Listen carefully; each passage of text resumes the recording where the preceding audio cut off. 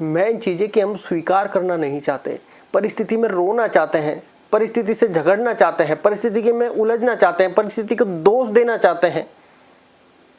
Main चीज़ ये है, हम यहाँ पर फंस चुके हैं। कोई हमें नहीं सिखाता कि क्या करना है। भगवत गीता का ज्ञान सब देते हैं, लेकिन कभी स्कूलों में पढ़ाई नहीं जाती भगवत गीता। क्यों नहीं पढ़ाई जाती? बस यही चीज़ें चल रही, कोई बताता ही नहीं। संघर्ष फैमिली भी ये कहते परसेंटेज लाओ, पता चल रहा है बच्चा टीवी के परसेंटेज लिया, ज्ञान उसमें आया ही नहीं। तो लोगों ने इसको बना दिया है कि परसेंटेज लाओ, ये करो, वो करो, आज़ादी खत्म। और पहले बात, इसको स्वीकार करो कि जो होना था वही हो रहा है, तब आपकी लाइफ में बदलाव आने लगेंगे। और बदलाव सबसे पहले मानसिकता पर आता है।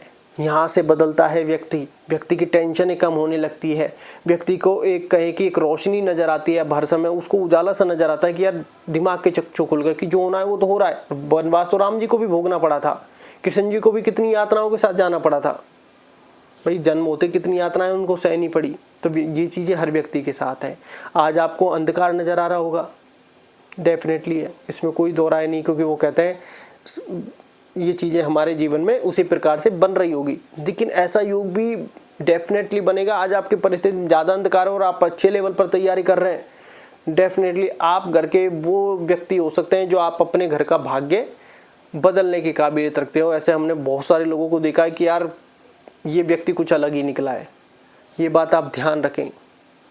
इसलिए मेडिटेशन ध्यान कीजिए, ईश्वर का नाम जाप कीजिए, क्योंकि मेडिटेशन ध्यान आपके दिमाग के खराब थॉट, नेगेटिव थॉट को डाउन करेगा। और फिर आप राम भरोसे छोड़िए चीज़ों को। जो है राम जी की इच्छा से वो कहते हैं अर्जुन ने भी सब कुछ भगवान श्री कृष्ण के ऊपर छोड़ दिया कि मैं तो अज्ञानी हूँ, मैं तो कुछ जानता ही नहीं हूँ, तुम ही जानो जो कुछ जानो। तब स्वयं वो सारथी बने, उन्होंने सब चीज़ें की। लेकिन हम तो जीवन में उस चीज़ में फंस गए कि सब कुछ हम ही कर रहे हैं, हम नहीं करेंगे तो कैसे होगा। अरे सब चीज़ें हो रही हैं और वो तुम्हारे द्वारा ही करवा रहा है। तुमको तो साक्षी और समर्पण भाव चाहिए। आज हम किसी के लिए करते हैं, मान लो हमने किसी के लिए कुछ कर दिया, तो हम सबसे पहले अरे यार मैंने किया है, हम वहाँ पर तैयार बैठे कि यार ये 2 तारीफ और कर दे मेरी। क्या जरूरत है उन सब चीज़ों की? जिसने करवाना तो उसने करवा लिया, जिसको देखना तो उसने देख लिया।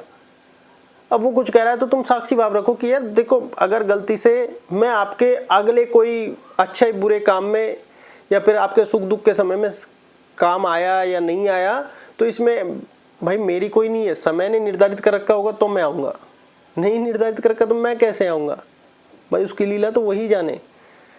तो अब साक्षी भाव पे आ जाओगे, आप किसी चीज़ को पकड़ोगे नहीं, ईश्वर के प्रति छोड़ दोगे चीज़ों को और अपना कर्म करते जाओगे। और फिर भी आपको और कुछ चीज़ है तो डेफिनेटली कमेंट सेक्शन में डालें। धन्यवाद।